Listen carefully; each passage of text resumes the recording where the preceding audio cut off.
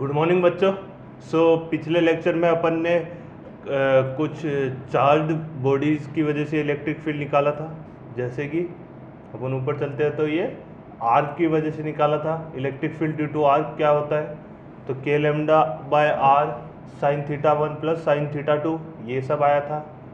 E Y आया था K lambda by R cos theta 1 minus cos theta 2, ये सब आपको घर पे भी ट्राई करना था। फिर उसके बाद डिस्क की वजह से निकाला था, तो डिस्क की वजह से इलेक्ट्रिक फील्ड आई थी sigma upon 2 E not 1 minus X upon under root X square plus R square, तो ये सब अपन ने निकाला था।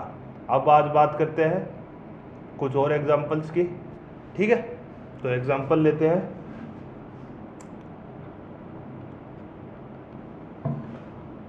एक इलेक्ट्रिक मतलब एक रोड है, पहले मैं एक्सिस बना देता हूँ।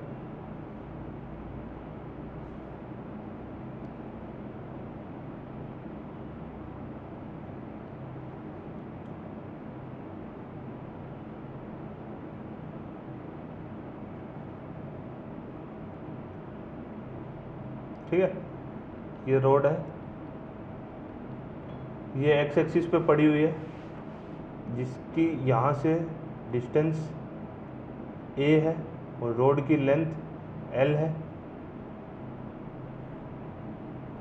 ये यूनिफॉर्मली चार्ज है रोड, ठीक है। इसको चार्ज क्यों दे रखा है, यूनिफॉर्मली चार्ज रोड है जिसका चार्ज दे रखा है Q, कैपिटल Q। मुझे इलेक्ट्रिक फील्ड निकालनी है यहाँ पे एट दी ओरिजिन, तो फाइंड इलेक्ट्रिक फील्ड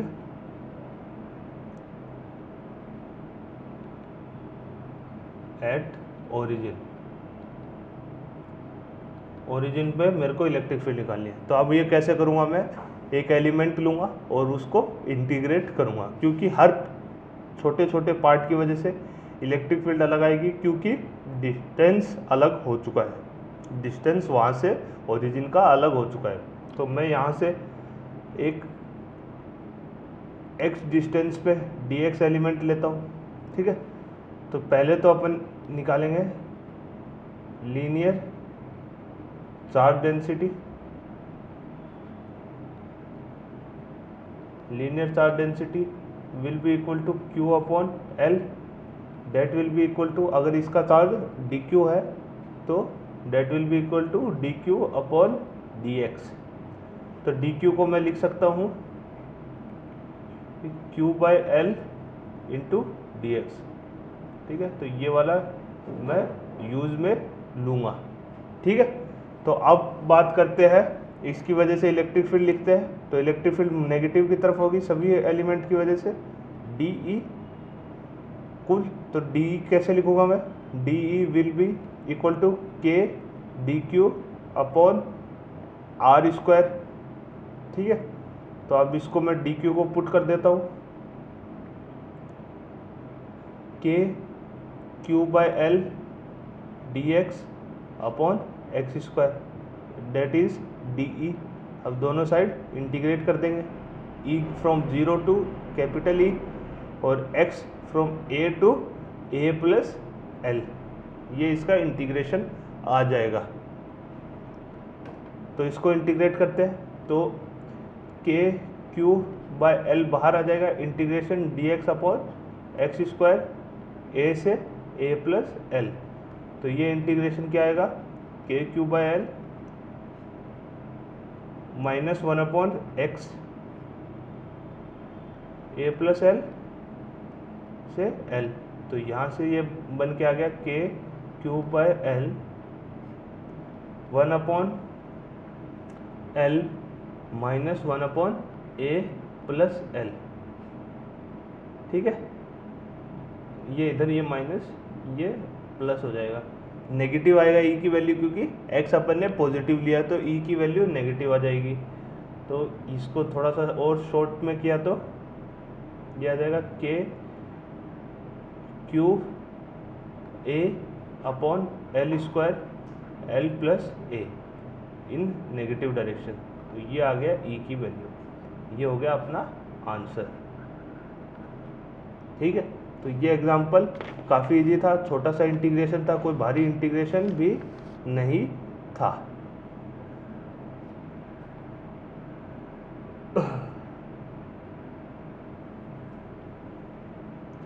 ए प्लस एल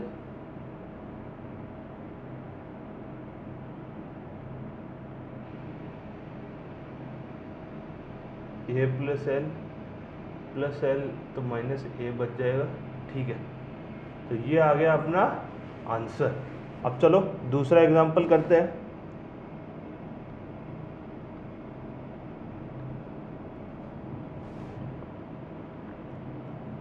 दूसरा एग्जांपल देखते हैं।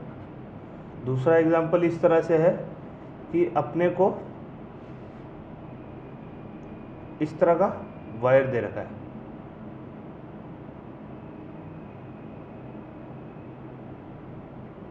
अब ये इनफाइनाइट को इधर जा रहा है और ये इनफाइनाइट को इधर जा रहा है और ये क्वार्टर बना रहा है। तो हमको इस क्वार्टर के सेंटर पे निकालना है और ये आर दे रखा है, इसकी लीनियर चार्ज डेंसिटी लैम्डा दे रखी है और हमको इसके क्वार्टर पे निकालना है कि क्या होगी इलेक्ट्रिक फील्ड।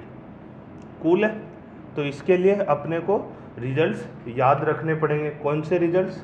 इसके लिए अपने को ये वाले रिजल्ट्स याद रखने पड़ेंगे। एक तो क्वार्टर की वजह से कितना होता है, क्वार्टर की वजह से होता है के लैम्डा बाय आर, के लैम्डा बाय आर। तो ये वाला रिजल्ट यहाँ पे लिख देते हैं अपन। तो क्वार्टर की वजह से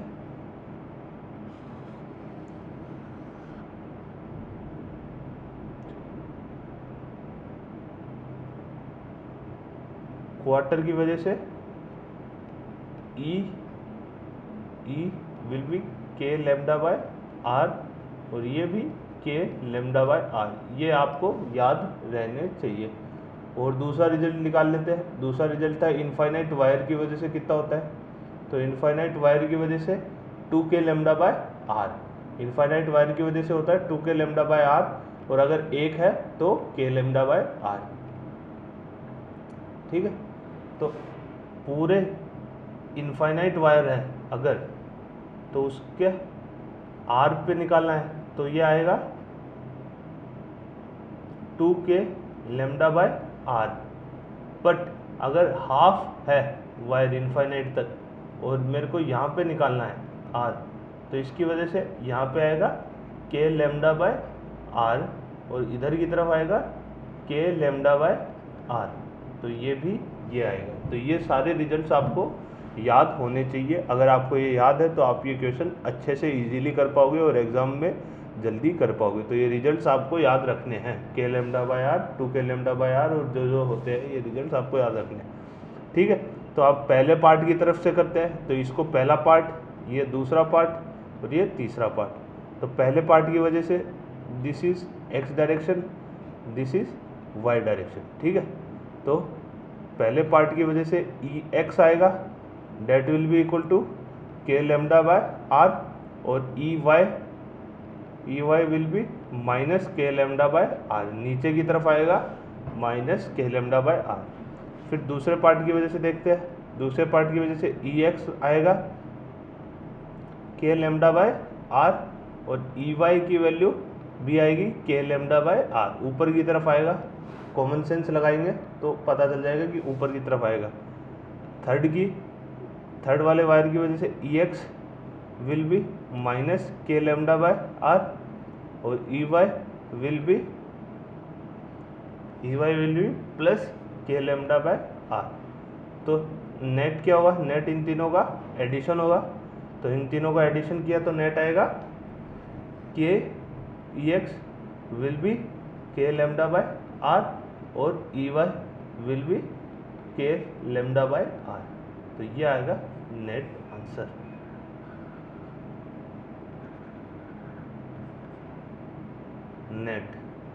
नेट करेंगे तो तीनों को ऐड कर देंगे। ठीक है, तीनों की वजह से। तो ये आंसर। तो आपको अगर रिजल्ट्स याद है तो आप ये बहुत जल्दी कर सकते हो। अदरवाइज आपको डिराइव करना हो तो आपको बहुत ज़्यादा टाइम, ये क्वेश्चन हार्डली 1 मिनट का क्वेश्चन है, जो कि ज़्यादा से ज़्यादा आपको 2 मिनट के इंटरवल वाले क्वेश्चन में आएगा। तो वहाँ पे आपको ये 1 मिनट में सोल्व करना है और ये सब रिजल्ट्स याद रखते हुए। चलो एक और एग्जांपल ले लेते हैं इसी तरह का। इस बार क्या है, वायर इस तरह का है,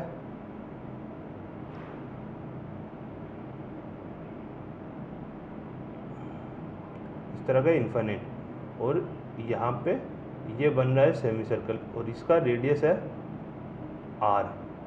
ठीक है, तो ये पहला पार्ट, ये दूसरा पार्ट, ये तीसरा पार्ट। ठीक है, रिजल्ट्स अपने को याद है।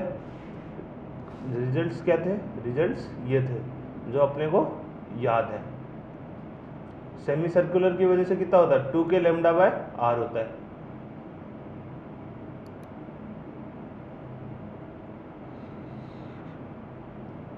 सेमी सर्कुलर की वजह से कितना होता है, 2k लैम्डा बाय r होता है।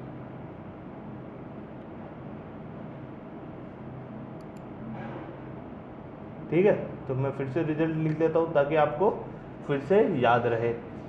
तो एक तरफ इनफाइनाइट वायर की वजह से ये होता है E will be k lambda by r, और इधर की तरफ E will be k lambda by r। और सेमी सर्कुलर की वजह से यहाँ पे होता है 2k लैम्डा बाय r, इसकी r रेडियस है। ठीक है, तो यही यूज़ करेंगे। तो ये मान लो x एक्सिस, ये मान लो y एक्सिस, तो मेरे को यहाँ पे निकालना है। ठीक है, तो पहले पार्ट की वजह से Ex will be k lambda by r और Ey will be minus k lambda by r। Similarly दूसरे की वजह से Ex विल बी तो Ex will be minus k lambda by r और Ey will be minus k lambda by r। और third वाले की वजह से Ex will be 0 and Ey will be 2k lambda bye r। तो इसको net करेंगे तो नेट आएगा Ex is 0 and Ey is 0। तो ये अपना आंसर हो जाएगा। तो ये भी वैसा ही क्वेश्चन है जैसा प्रीवियस क्वेश्चन था, काफ़ी इजी है, पर आपको रिजल्ट्स याद रखने पड़ेंगे, अदरवाइज आप ये मिस कर दोगे।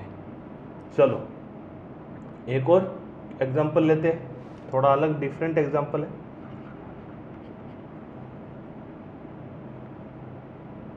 तो इस एग्जांपल को लेने के लिए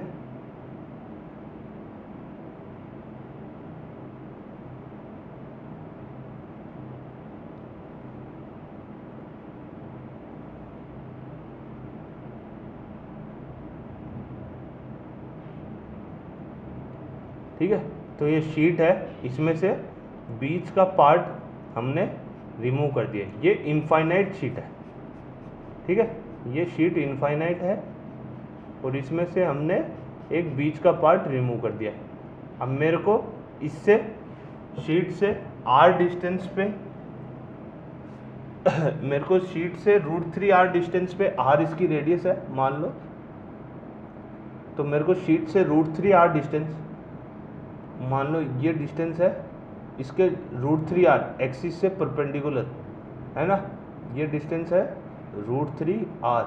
तो √3r डिस्टेंस पे इलेक्ट्रिक फील्ड क्या होगी वो निकालनी है। ये इनफाइनाइट शीट में से मैंने सर्कल मेजर कट कर दिया है और इसकी डेंसिटी है sigma. Sigma is areal charge density. तो आपने 11th के टॉपिक्स में देखा होगा कि कभी भी इस तरह के क्वेश्चन आता है जहाँ पे कुछ कट कर देते हैं तो अपन टोटल का निकालते हैं माइनस जो कट किया है उसका निकालते हैं। तो यहाँ पे सबसे पहले फॉर्मूला जो यूज़ होंगे वो लिख लेते हैं, जो कि आपको याद रखने चाहिए कि जो इनफाइनाइट शीट है, इनफाइनाइट शीट की वजह से इलेक्ट्रिक फील्ड होती है सिग्मा अपॉन 2E0, ये अपन ने निकाला था। ठीक है, और दूसरा डिस्क की वजह से इलेक्ट्रिक फील्ड कितनी होती है वो आपको याद रखनी चाहिए। डिस्क की वजह से इलेक्ट्रिक फील्ड का अपन ने यहाँ पे निकाला था, डिस्क की वजह से होती है Ex इक्वल्स टू ये रहा sigma upon 2E0 1 minus X upon x square plus R square. ठीक है, तो डिस्क की वजह से कितनी होती है वो भी अपन ने निकाल चुके हैं। तो ये x है और ये r है, तो electric field will be sigma upon 2 E not 1 minus X upon under root X square plus R square. ठीक है, तो ये इलेक्ट्रिक फील्ड होती है। तो यहाँ पे वही करना है, पहले पार्ट का निकालना है। तो फर्स्ट विदाउट रिमूविंग डिस्क को बिना रिमूव करे क्या होगा वो निकालना है। तो without removing disc will be E will be equal to sigma upon 2 E not. दूसरा ओनली डिस्क की वजह से कितना होगा, that is E equal to sigma upon 2 E not 1 minus X will be √3r under root of 3r square plus R square. ये आ जाएगा sigma upon 2 E not 1 minus √3/2। तो ये इसकी वैल्यू आ जाएगी ओनली डिस्क की। तो अब मेरे को निकालना है शीट विदाउट डिस्क।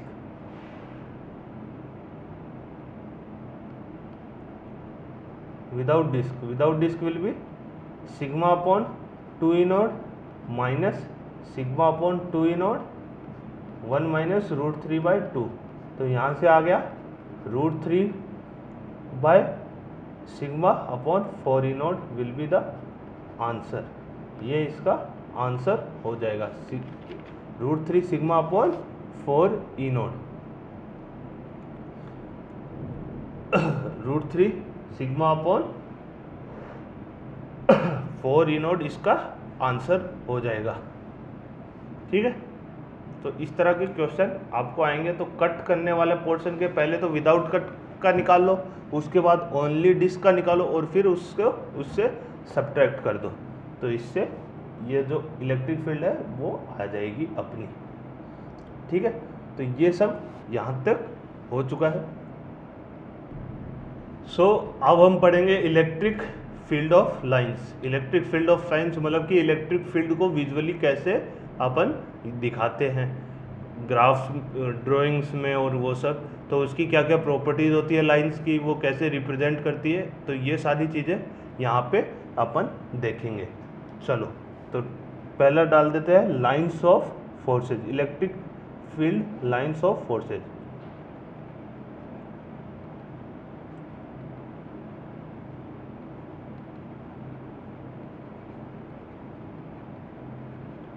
ठीक है, तो basically electric field lines of forces है क्या, ये विजुअलाइजेशन है of electric field. This is basically visualization of electric field. थोड़ा सा थ्योरेटिकल टाइप का टॉपिक है, तो ज़्यादा से ज़्यादा अपन इसमें नोट्स लिखेंगे। तो ये है। अब इसको थोड़ा डेफिनेशन में अब मैं लिखूं तो मैं क्या लिखूंगा, these line of forces are drawn in space. जैसे कि पॉजिटिव चार्ज का मैंने ड्रॉ किया था, नेगेटिव चार्ज का ड्रॉ किया था कि इलेक्ट्रिक फील्ड ऑफ लाइंस बाहर की तरफ जाती है, नेगेटिव चार्ज की अंदर की तरफ आती है। तो वही सब चीज़ है। तो इसका मैं लिखता हूँ डेफिनेशन और वो सब। These lines of forces are drawn in space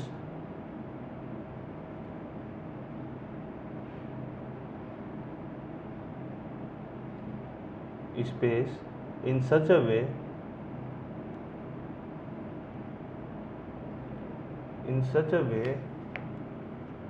the tangent in such a way that the tangent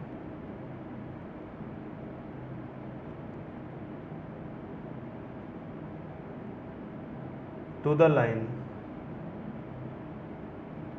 tangent to the line, ये मैं लिख रहा हूँ, इसको एक्सप्लेन भी करूँगा, तो डरने की कोई बात नहीं है। Tangent to the line at any point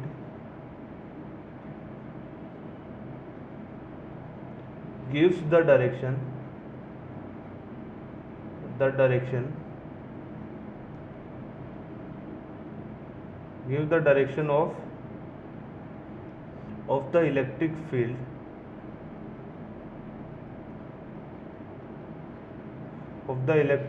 at that point.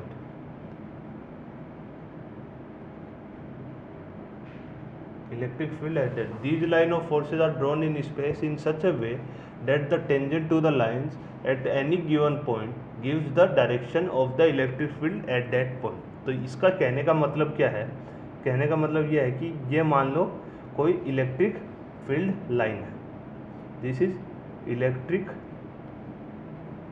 Field line, ये इलेक्ट्रिक फील्ड लाइन है। अब इस पे कहने का ये मतलब है कि आप कहीं पे भी टेंजेंट ड्रॉ करो।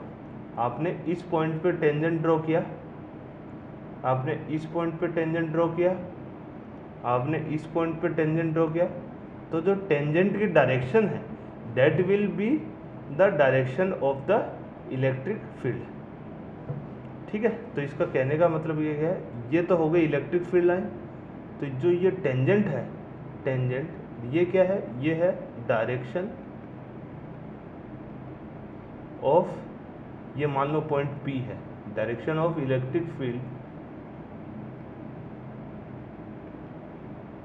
एट पॉइंट P पे डायरेक्शन ऑफ इलेक्ट्रिक। सिमिलरली ये क्या हो गई? जो ये आ रही है ये है direction of electric field at point Q। मान लो ये पॉइंट Q है, तो ये जो टेंजेंट है वो दिखाता है उसकी डायरेक्शन। कूल है? तो ये पॉइंट समझ में आ गया। इलेक्ट्रिक फील्ड लाइन का एक पॉइंट है कि जो इलेक्ट्रिक फील्ड लाइन पे जो भी टेंजेंट है वो उसकी direction of electric field show करता है। अब आते हैं दूसरे पॉइंट की तरफ। दूसरा पॉइंट यह है कि जितनी ज़्यादा डेंस इलेक्ट्रिक फील्ड लाइंस होगी उतनी ज़्यादा वहाँ पे इलेक्ट्रिक फील्ड की वैल्यू होगी। जितने ज़्यादा लूज होगी इलेक्ट्रिक फील्ड लाइन वहाँ पे इलेक्ट्रिक फील्ड की डेंसिटी वैल्यू कम होगी, मैग्नीट्यूड उसका कम होगा। ठीक है, तो ये भी लिख देते हैं। Number of lines per unit area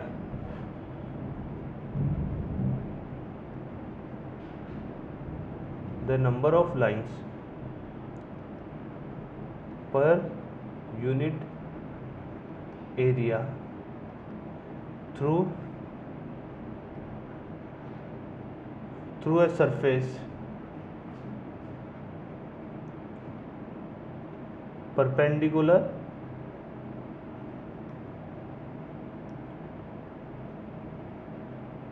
to the lines is proportional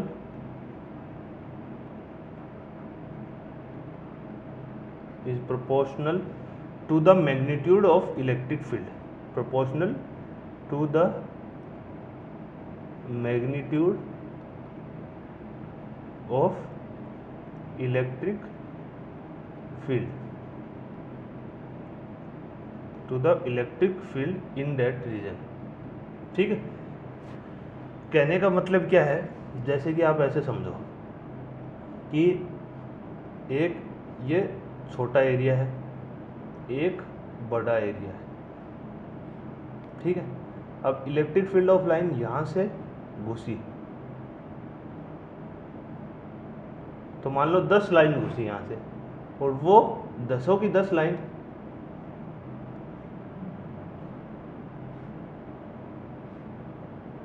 एक दो तीन चार पाँच छः सात लाइन, 1 2 3 4 5 6 7 लाइन। जैसे 7 लाइन यहाँ से घुसी और वही 7 लाइन आगे निकल गई, 4 5 6 7।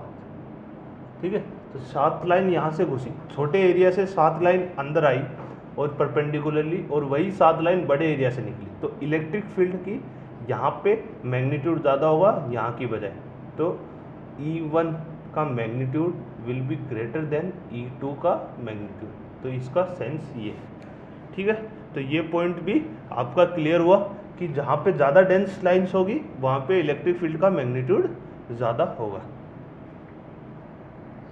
चलो अगला पॉइंट लिखते हैं।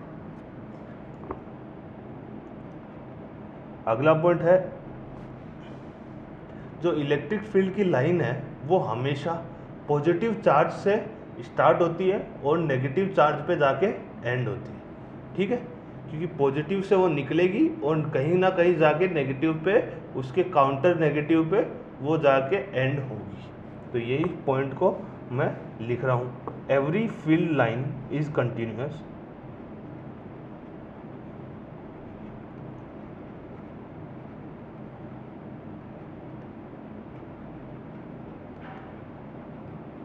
every field line is continuous and smooth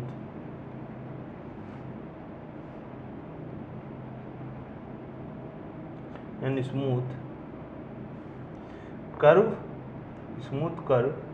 originating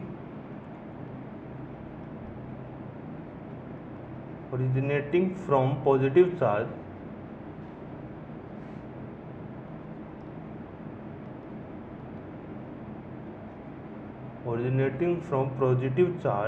and ending to a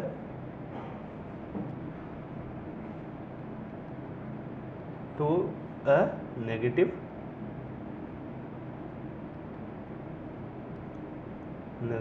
charge, ठीक है। तो पॉजिटिव चार्ज से स्टार्ट होके वो नेगेटिव चार्ज तक एंड होती है। इसके हम ग्राफ्स वगैरह भी देखेंगे तो वहाँ पे आपको ये और ज़्यादा क्लियर होगा। चलो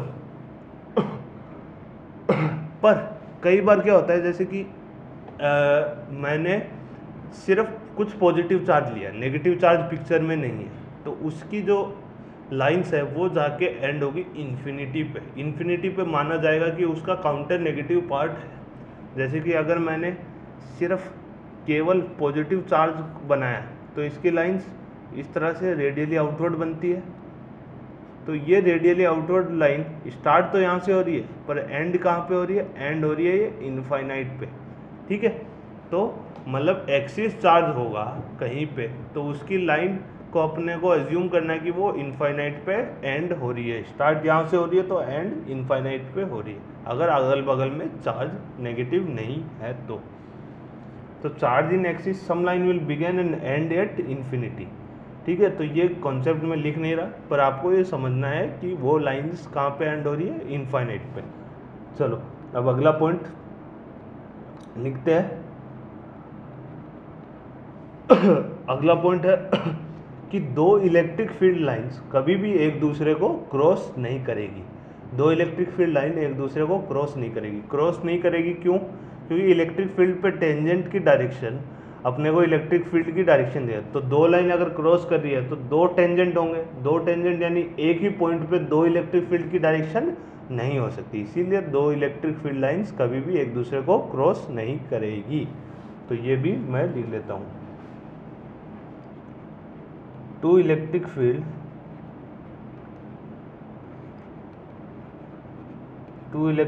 lines of forces will never cross each other,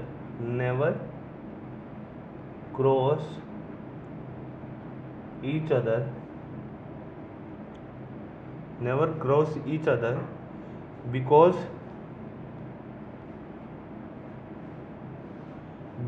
if they do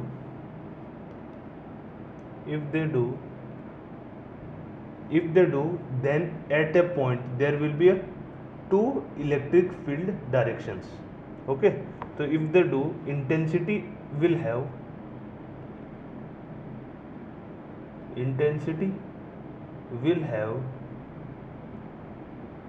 two directions,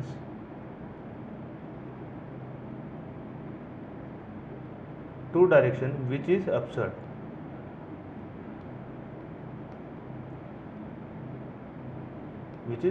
यानी अगर ये इलेक्ट्रिक फील्ड लाइन है और ये इलेक्ट्रिक फील्ड लाइन है तो इसकी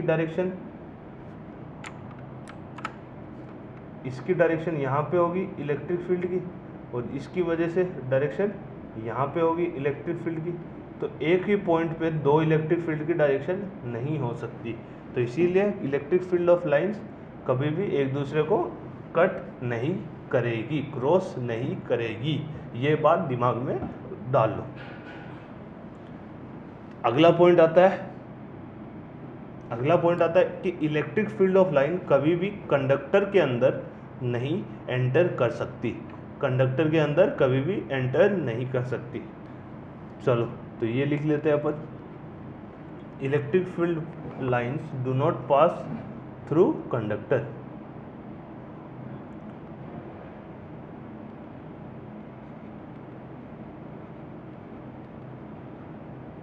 electric field line do not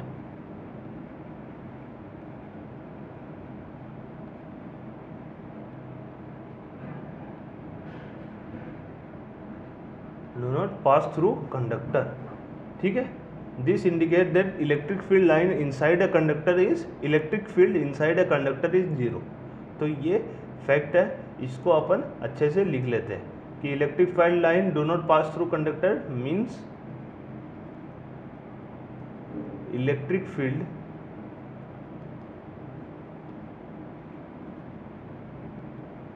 inside the conductor is zero. Electric field inside the conductor क्या होती है, जीरो होती है। ठीक है, electric field inside the conductor zero होती है। और अगला पॉइंट है कि जब कभी भी कंडक्टर के पास इलेक्ट्रिक फील्ड लाइन आएगी तो वो परपेंडिकुलर आएगी, टेंजेंशियली नहीं आएगी, परपेंडिकुलर आएगी। तो इसको लिख देते हैं, field line do not pass through the conductor. ठीक है, ये तो अपन ने लिख लिया है। Lines are perpendicular to the surface of conductor, ये चीज़ अपने को लिखनी है। तो ये चीज़ लिखते हैं अपन, the electric field just outside the surface. ये सारे पॉइंट इंपॉर्टेंट है। ठीक है, electric field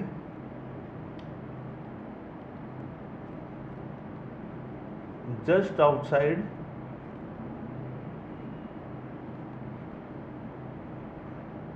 the surface of conductor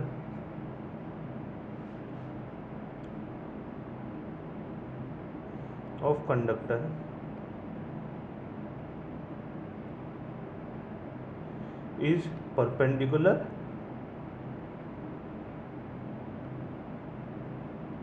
to its surface।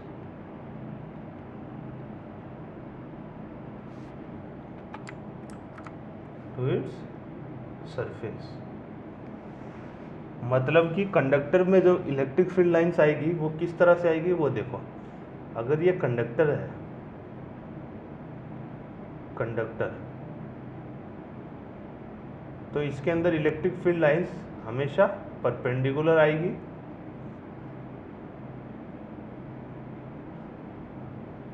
और अंदर नहीं आएगी, हमेशा परपेंडिकुलर आएगी। ठीक है, और अंदर नहीं जाएगी, ये बाद में बाहर निकल सकती है, पर बाहर निकलेगी तब भी ये परपेंडिकुलर ही होगी।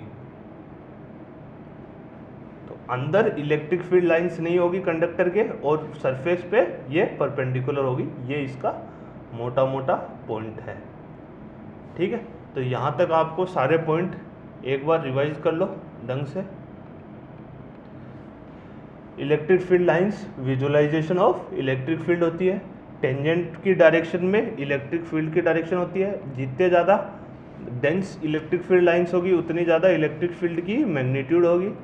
और हर फील्ड लाइन कंटिन्यूस और स्मूथ होती है, वो पॉजिटिव से स्टार्ट होके नेगेटिव पे एंड होती है। दो इलेक्ट्रिक फील्ड लाइंस कभी भी एक दूसरे को इंटरसेक्ट नहीं करती, क्योंकि तब अगर वो इंटरसेक्ट करें तो उनकी डायरेक्शन दो हो जाएगी, जो कि बहुत ज़्यादा अबसर्ड है, जो कि गलत है। ठीक है, electric field line do not pass through a conductor, conductor के थ्रू इलेक्ट्रिक फील्ड लाइन पास नहीं करती और सरफेस पे परपेंडिकुलर होती है। अब हम बनाएंगे इलेक्ट्रिक फील्ड ऑफ लाइंस अलग अलग सिनारियों में। ठीक है, तो सबसे पहला, केवल पॉजिटिव चार्ज हो तो electric field line radially outward होगी।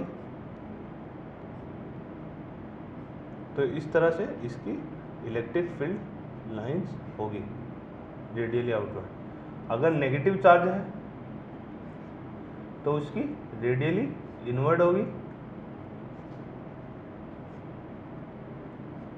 उसकी radially inward electric field of lines होगी। तीसरा, अगर दो पॉजिटिव चार्ज पास पास में रखा हुआ तो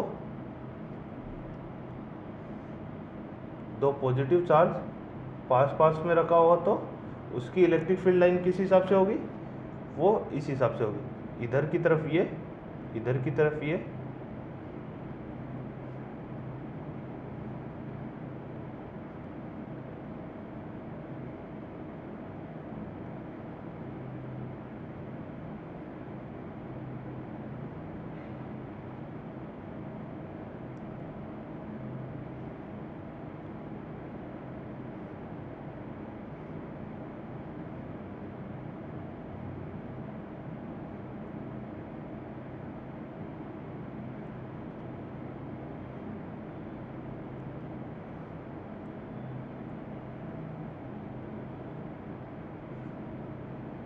ठीक है। तो यहाँ पे बीच में आएगा न्यूट्रल पॉइंट, जहाँ पे इलेक्ट्रिक फील्ड की वैल्यू 0 होगी।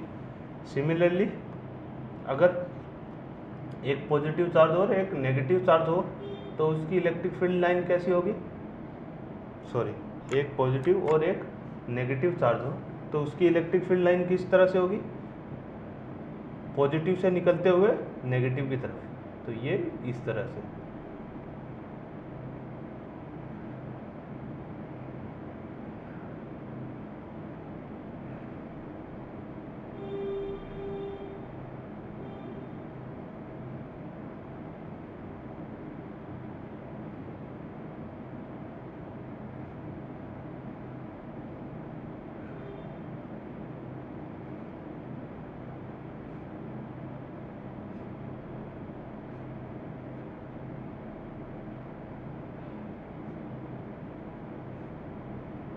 इस तरह से कुछ फील्ड चार्ज होगा।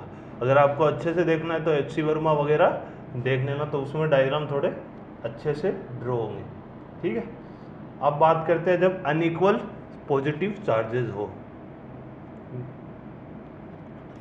पांचवा, जब अनइक्वल पॉजिटिव चार्जेस हो, यानी ये Q है प्लस Q और ये प्लस 2Q है, तो प्लस 2Q की वजह से ज़्यादा फील्ड ऑफ लाइंस होगी।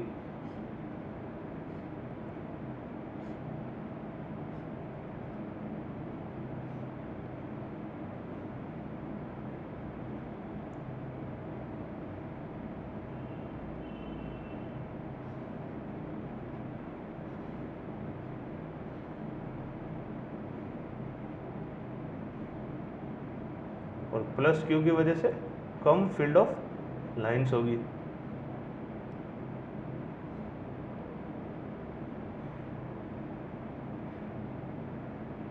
क्योंकि वो छोटा चार्ज है, छोटे चार्ज की वजह से लाइंस कम होगी, तो इसका न्यूट्रल पॉइंट आएगा वो टुवर्ड्स प्लस Q की तरफ आएगा, तो यहाँ पे आएगा इसका न्यूट्रल पॉइंट। ठीक है। सिमिलरली अगर दो अनइक्वल पॉजिटिव नेगेटिव चार्ज हो तो उसका किस हिसाब से होगा वो देखते हैं। तो मान लो पॉजिटिव चार्ज यहाँ पे है और नेगेटिव चार्ज यहाँ पे है, तो पॉजिटिव चार्ज ज़्यादा है प्लस 2Q और ये माइनस Q, तो इसके कुछ लाइंस तो सीधी जाएगी,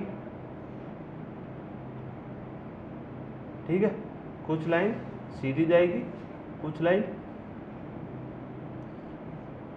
ऊपर नीचे,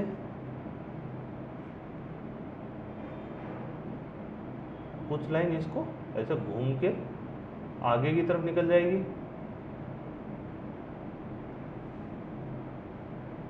और कुछ लाइन सीधी जाएगी। तो इस तरह से इसका कुछ डायग्राम बनेगा। तो आप एच.सी. वर्मा और एन.सी.ई.आर.टी. वगैरह में देख लेना, इसके कुछ इसी हिसाब से डायग्राम बनेंगे।